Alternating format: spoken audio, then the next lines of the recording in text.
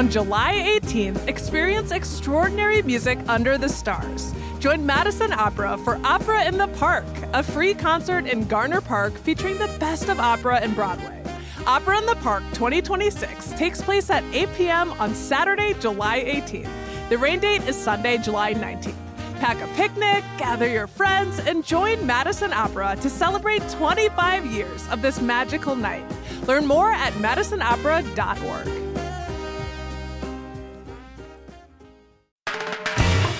This is CityCast Madison. I'm Bianca Martin, and here's what Madison's talking about. Today, the state's Child Care Counts program is officially over, and daycare providers and families are scrambling. UW-Madison is removing controversial flock cams from campus, and we're answering your questions on the specifics of why our lakes are so stinky and what we can do about it. Joining me today on the pod is our executive producer, Haley Sperling. How's it going? It's good. It's not stinky where I am, so it's good. Yes, positive. Glass half full of Lake Monona water. All right, let's talk about what's happening with Wisconsin's daycares. A tectonic shift in the funding landscape there, truly. So the pandemic era initiative, Child Care Counts, subsidized childcare costs and provided hundreds of millions of dollars to providers across the state. The program ended in 2025, actually, but the state created a bridge program last year to extend that financial assistance for an additional year. Now the money has run out, and childcare providers are considering raising prices or closing down altogether. Haley, you're bringing us this story. What's going on? And before we get too deep into these details, I want to ask you, how much do you think childcare costs per year on average for an infant in Wisconsin? I don't know yet, but yeah. I wants to be knowing at some time. Yeah, so I didn't know either. I'm not going to lie. I was starting off this conversation. I do not have any children other than my cats, but thankfully, producer Jade, who pulled this answer from the Wisconsin Department of Children and Families website. So we're both going to find out this answer in real time. What we have here, the average price of center-based childcare for one infant is $17,400 per year. Whoo-wee, that is a lot of money for one child. Yeah, that is so much. I mean, it's astronomical. The Wisconsin Department of Children actually offered some useful comparison. That number, it's 22% of the median household income in Wisconsin. And it's literally more expensive than an academic year at UW-Madison. So you could literally send your infant child to university for cheaper than it is to go to daycare. And hey, maybe they could come back with a degree. I find those numbers really helpful, like that, putting that into context in that way. It's hard to what do things cost today? $17,000 sounds like a lot, but then also like, oh, I don't know. But it is more than it is to attend our crown jewel, UW-Madison. I'm giving you a lot of credit, Madison, but that is really wild.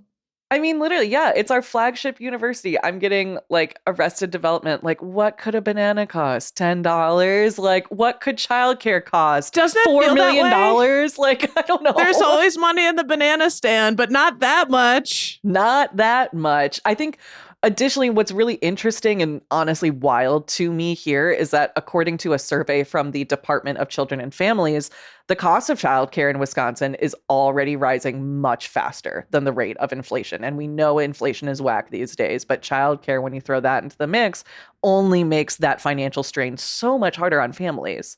Yeah, I think that this Child Care Counts situation has been very illuminating about the fractures and fissures in our, who we have to watch our kids, how much money they need, reasonably to do that work. And then if people have enough money to send their kids to care, it starts to look like situations like, well, should I stay home and be be a stay-at-home mom? Like, it's just so expensive. And, these tremendous costs are something that State Senator Kelda Royce talked about in my interview with her that dropped this Tuesday. We're starting to get the gubernatorial candidates on the show to make their bid for governor. And it feels like costs for families is going to be a really core issue in this race. We are working our way through gubernatorial candidate interviews. We are hoping to hear from all of them. And to make sure that you don't miss out, make sure that you are subscribed to CityCast Madison, wherever you get your podcast. We'll be dropping those in your feed as they come out. So, Haley, what are the consequences of this funding chapter ending? I mean, unfortunately, there are many, right? Centers are going to close and others are going to have to cut back.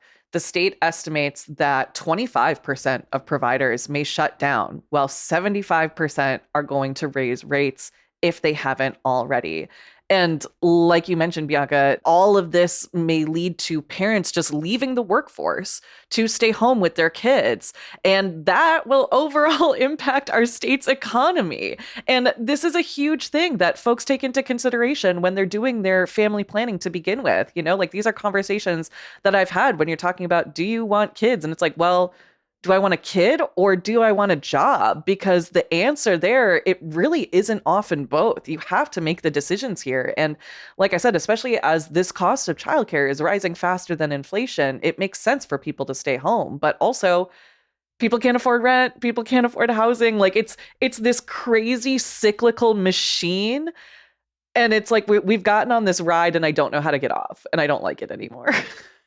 Yeah, I think that's the vibe. I mean, look, like you and I don't have kids, but we live in this community and all of this really matters. Like if folks can live in Madison and live here and thrive. This conversation is reminding me that the childcare counts was a policy intervention, right? So what can be done? I remember speaking back in 2023 with Ruth Schmidt, the executive director of the Wisconsin Early Childhood Association.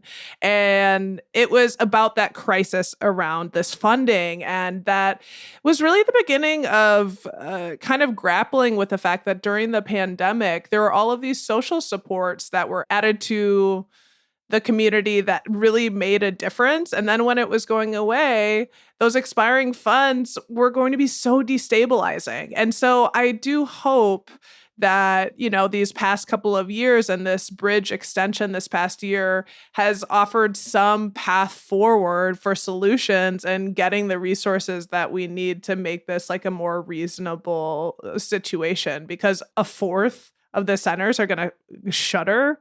75% raising rates. You got to think about, I mean, the 25% that doesn't have to raise rates are probably already expensive. That's me speculating, but it's just tough. But we know it's true, right? Because parents are constantly talking about the increased rates at childcare centers. And, I have friends who have kids and they're talking about, you need to get on these daycare lists before you have the child. Yeah. How can people plan for that? And how do you plan for that financially when the costs are incredibly high and keep on rising? It's just wild. It is really a rock and a hard place situation here, except, I mean, you bring up the pandemic. I feel like the pandemic exposed so many cracks in the system, but it also brought forward so many solutions, and solutions in the form of cash money. And I'm just like, why can't we just bring this back? Why can't we just have nice things again? Because the pandemic let us actually have some support, some social safety nets. That was cool. I don't know, just a personal thought there. And then recently we've been hearing about surpluses. Yeah. Yeah, there's a lot going on. That surplus is top of mind. I mean, you mentioned it already. We are in the midst of the 2026 race for Wisconsin governor. This is an issue that will be huge for families at the ballot box. Cap Times reporter Olivia Herkin actually wrote a piece where candidates laid out all of their stances on childcare in Wisconsin. We'll throw a link to that in our show notes. But I think the overall through line there is that Democratic candidates want some kind of universal childcare or universal subsidy program. Meanwhile, the Republican frontrunner in the race would like to reduce regulations for providers. Yeah, it'll be really interesting to see where people stand and their solutions. We saw that the Wisconsin Head Start Association is holding the first ever Wisconsin Child Care Gubernatorial Forum. on Sunday, July 19th. That's in Madison at the International Electricians Union Local 159. That'll also be available online. All candidates have been invited, but according to the event's website, only the 6 Democratic candidates are confirmed. Hopefully everyone comes through. Love when everyone gets on a forum. Yes, us podcasters love a forum. And we're trying to hold some forums here on the pod. And hey, we're going to turn to some more news around the Hamlet. But first, we want to hear from you. What are you thinking about the affordability crisis that's hitting us all so hard right now? Like, what's top of mind for your household? Are childcare costs the biggest burden? How is that looking for you? And if not, where are you feeling the biggest pressures around cost of living in Madison? Let us know by texting or leaving us a voicemail on the CityCast Madison line at 608-318-3367. We love hearing from you, and we'd like to include your thoughts in an upcoming mailbag segment. We actually even have a segment later in this show that is specifically inspired from a voicemail one of you left. So keep calling in, keep letting us know. And yeah, how's this affordability crisis hitting you? Stay close and we'll be right back.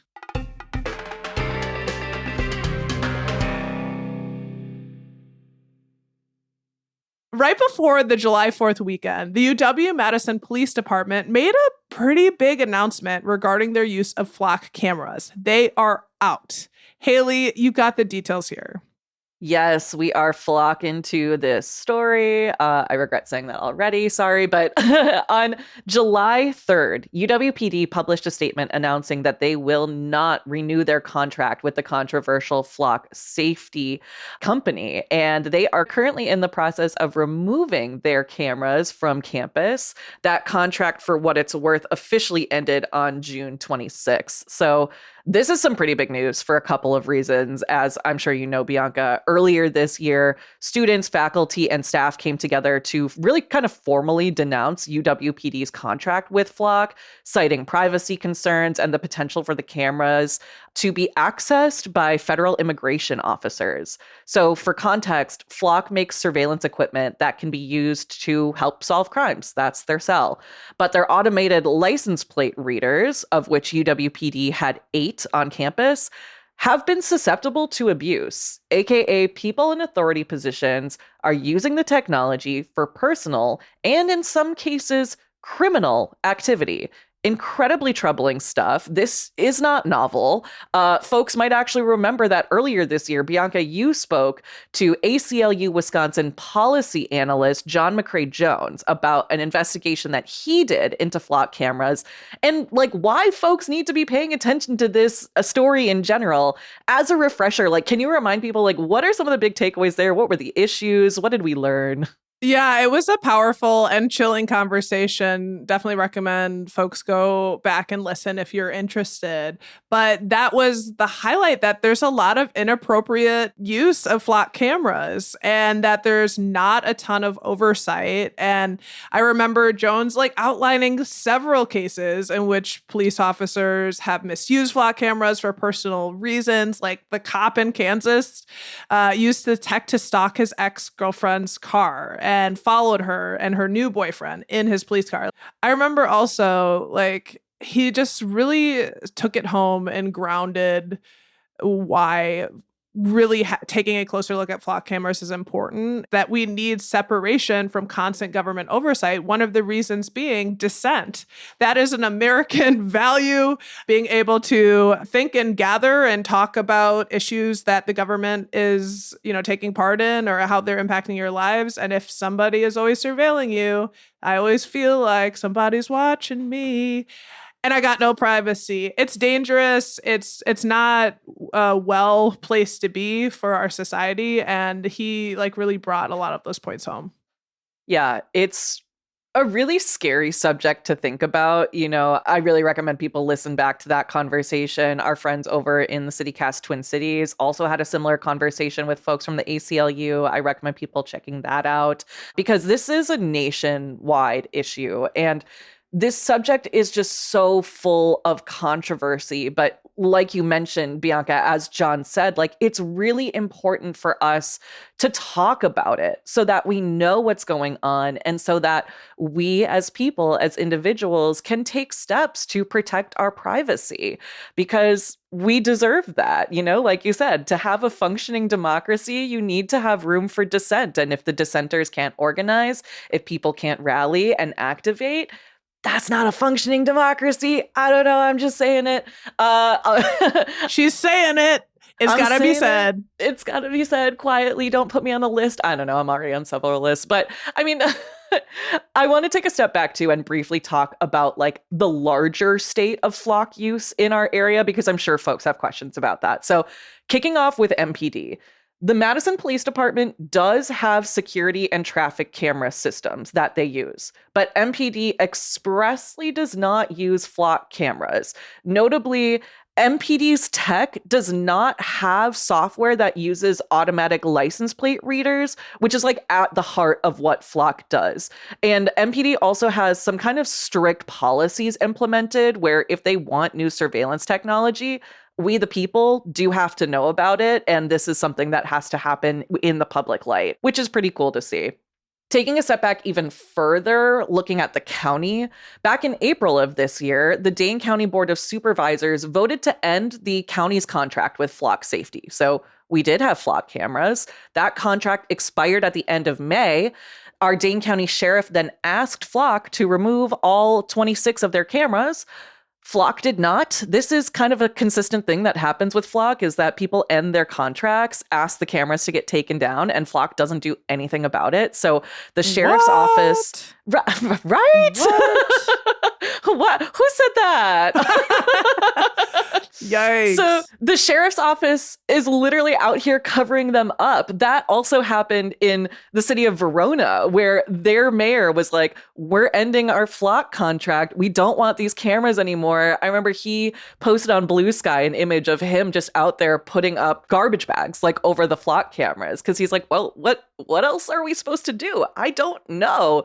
People are really taken to the guerrilla tactics with this one. Yeah, I mean, pick up your junk. Stop littering. Stop littering. Zooming in a little bit more, the state capitol police department, so those cops who are around our literal state capitol, they do contract with Flock. According to the Cap Times, that contract was set to expire in June.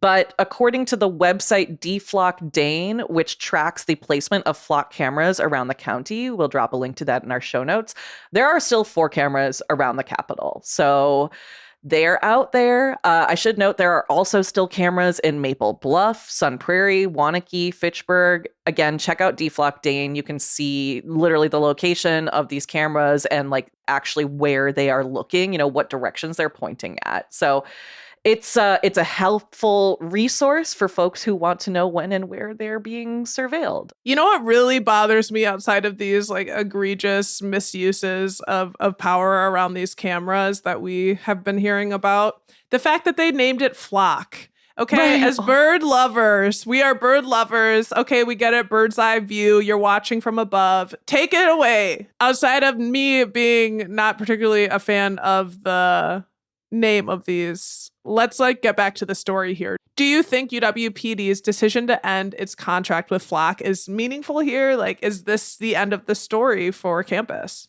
Yeah, I think, to be honest, like this is kind of just the beginning. Like, it's a really big step, and I'm encouraged by UWPD's willingness to listen to the campus community. And I think it sets a really solid standard here. But with all of that said, just because the contract with Flock is over doesn't mean that UWPD, the UW Police Department, or any of the law enforcement agencies that we just talked about will stop using license plate reading technology, whether it's from Flock or not.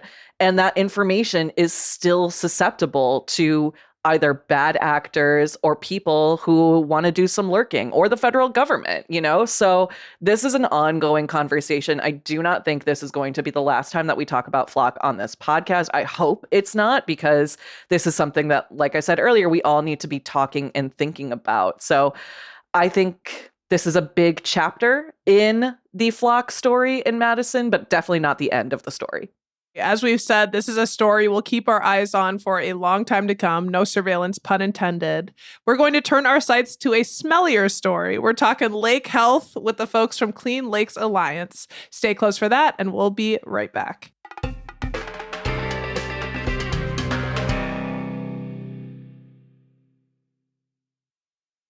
All right, a couple weeks ago on the show, we dove into, with our noses plugged, the water quality of Lake Monona, which at the time was experiencing, I assume, some pretty intense algae blooms and was stinking up the city. One of you called in wanting to know more. Let's hear this voicemail.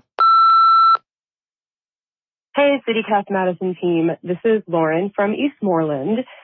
I was just listening to the Friday News Roundup from today, June 26th, and the segment about the Stinky Lakes, and my gosh, do they smell?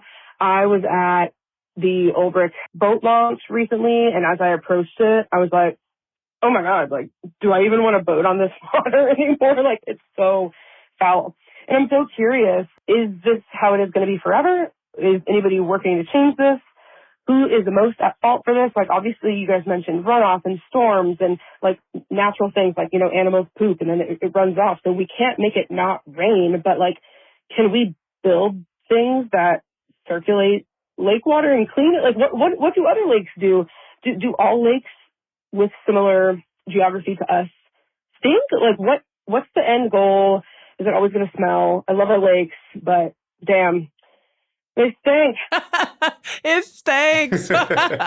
Thank you so much for the call. Excellent follow-up questions. And you know what? Because we have your back, we're bringing on an expert who has some answers. Joining us now to answer your questions is Clean Lakes Alliance Watershed Program Specialist, Mike Smale. Mike, welcome to CityCast Madison. Yeah, thank you so much for having me. And that was a great voicemail. Yeah, that really was, honestly, all of it's vibes of just like, wait, what's going on? No, for real. When it gets kind of to that peak level. I will say, after we had that conversation, I went to the Harry Whitehorse International Sculpture Fest on Lake Monona, and the smell had subsided. So anywho, before we get into our questions, though, I should note that Clean Lakes Alliance has been a sponsor of CityCast Madison in the past, but the segment isn't influenced by that sponsorship. Y'all are just experts, and that's why we're bringing you on. Yeah, so let's get into it. As Lauren asked, are stinky lakes and blue-green algae are normal? Like, is this going to last forever?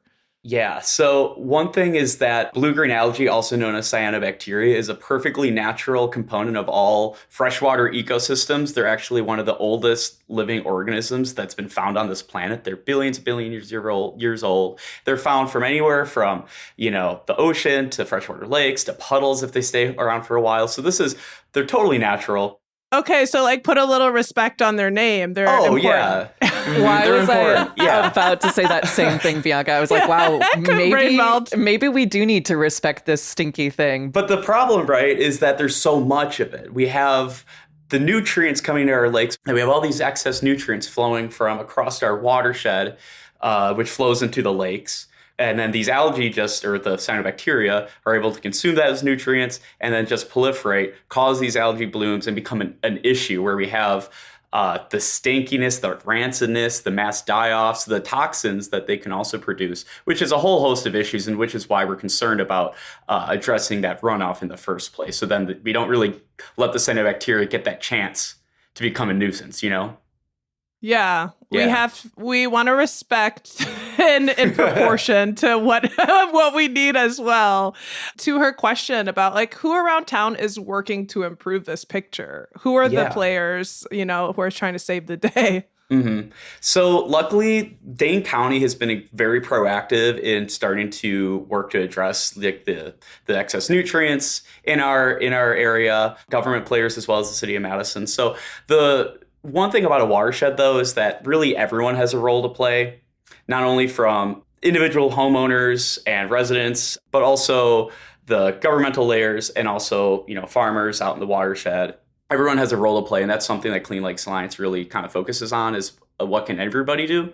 The work that Dane County has done has been significant investments into this one program that kind of wrapped up a couple years ago called Suck the Muck. So without getting into too much detail, essentially all that nutrient-laden sediment washed into the stream inlets of Lake Mendota, and that like was leaching out all the phosphorus, the nutrients that causes algae blooms. And there's this big program to suck the muck, I mean, it's a great name, out of the stream inlets to kind of reduce that residual phosphorus that's in the water. So that was a huge campaign. Conservation programs with farmers is one thing that Dane County really does. Implementing buffer strips, nutrient management plan, cover crops. All these things are really key to keeping nutrients on the farms where we want them to grow the food and out of the lakes where we don't, which causes algae blooms. Madison has also been very good about implementing rain garden programs, raking leaves out of the streets. In the fall, we'll have these big trucks go around and scooping up leaves from the streets. That's really important, actually, because leaves are a big source of phosphorus. Once it rains, it'll leach out in the storm waters and go into the lake. But as long as we can scoop up the leaves off the streets and sidewalks and whatnot, and put it into our yards, into our agricultural areas, that really can help reduce it well. So there's a lot of work going on, but the big thing is that everyone has a role to play, including homeowners. If you have a sidewalk, you have a driveway, in the fall, scoop leaves off your driveway. We all have a role to play.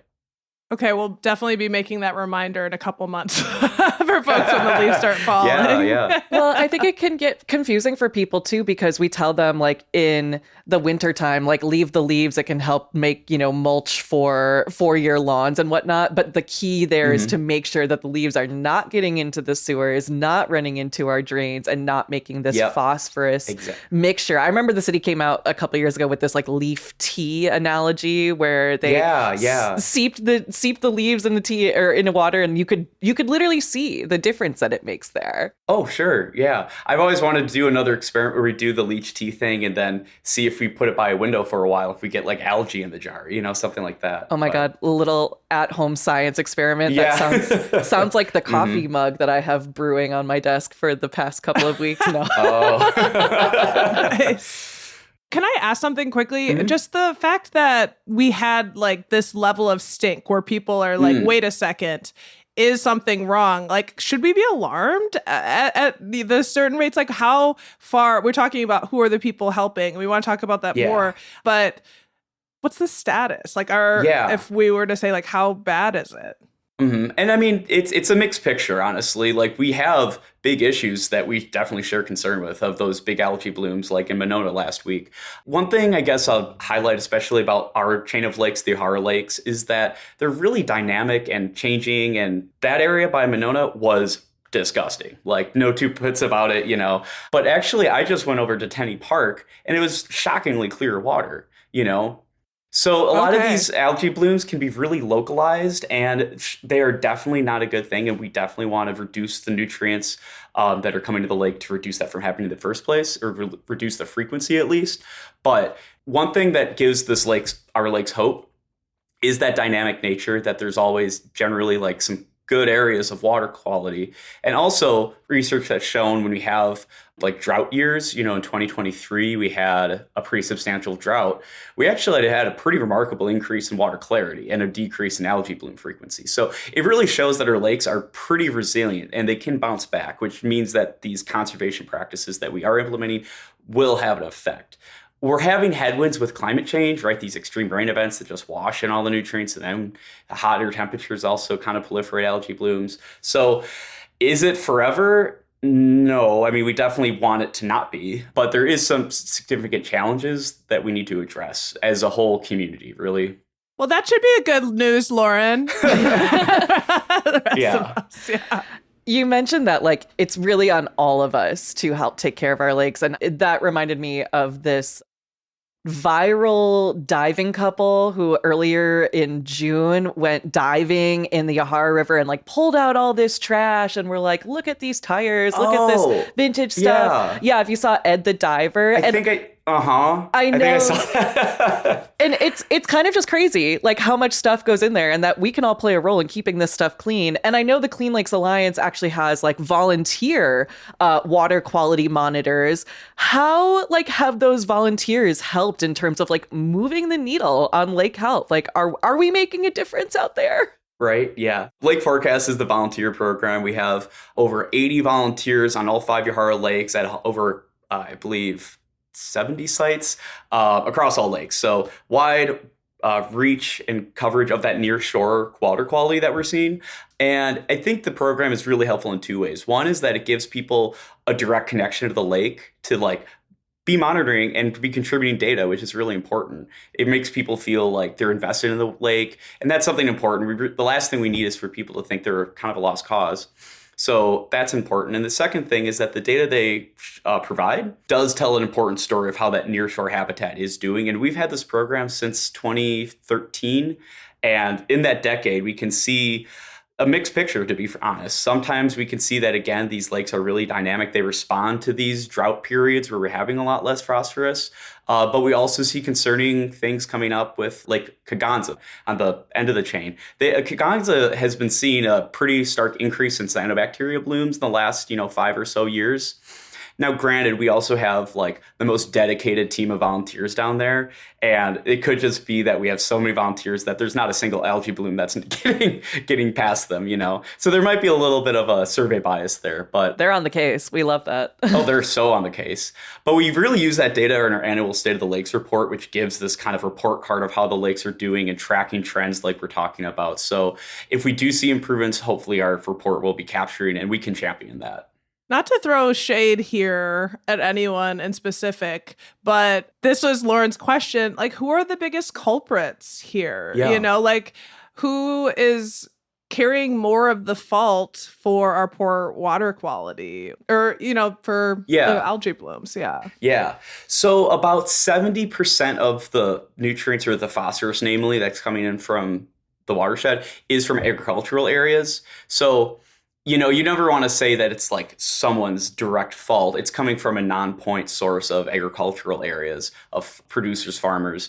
And that also means that they're kind of doing the most, in terms of having these conservation practices like buffer strips, like cover crops, like that.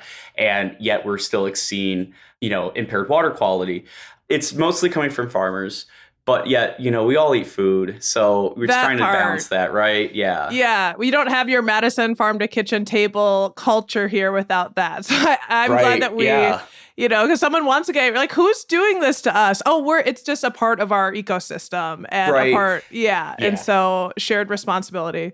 Yeah. And I'm happy you brought up the farm to table thing because there is a concern about kind of like larger intensive agriculture, where a lot of nutrients are being applied on the farms, and then kind of gets washed off, versus a more closed loop farmer producer type food ecosystem, you might call it, might be more beneficial to our lakes. So I definitely advocate for, local food as much as possible. Maybe that's one way someone can get involved too. Eat local. Yeah, well, it starts at your table. Yeah. Mm-hmm.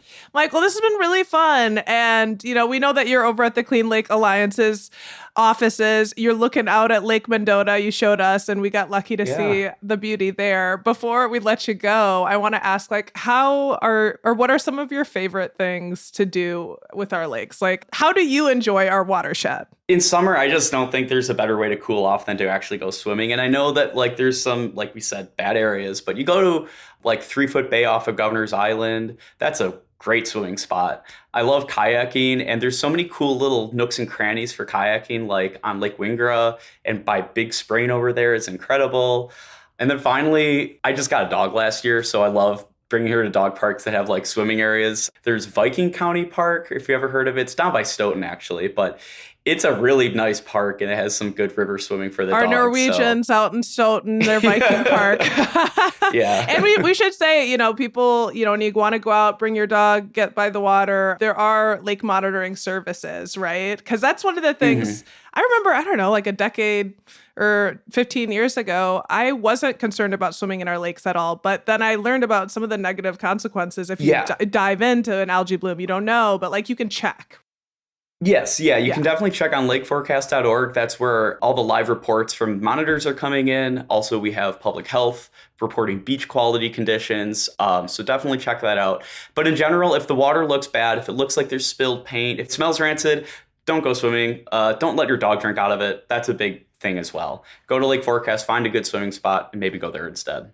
Mike Smale, Watershed Program Specialist with Clean Lakes Alliance. Thank you so much for explaining what's happening in our lakes. Oh my gosh, thank you so much for having me.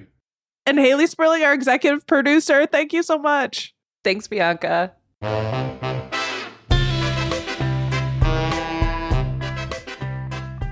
That's all for today here on CityCast Madison. I'm your host, Bianca Martin. Don't forget, you can support the show and get great perks by becoming a CityCast Madison neighbor at membership.citycast.fm/Madison.